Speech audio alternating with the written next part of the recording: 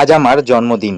কিছু জনের জন্য সেই ছোট্টবেলায় ফিরে যাই আজকের দিন। আগের দিনের এপিসোডে তোমরা দেখেছিলে রাত 12টার সময় মা আর আমার বন্ধু মিলে আমাকে কেমনভাবে সারপ্রাইজ দিয়েছিল। আজকের জন্মদিনের সকালটা শুরু করছি আমি। এখন অনেকটাই সকাল, আমি চলে এসেছি মা সিদ্ধেশ্বরীর কাছে পুজো দিতে।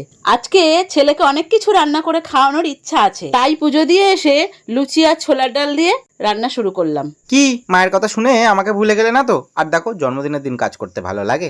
যাই হোক, এখন হচ্ছে পেট ভোজনের সময়, আর এদিকে এত কিছু যে রান্না করবে আমি ভাবতেই পারিনি। আর সব থেকে বাজে বিষয় হলো এই জিনিসগুলো।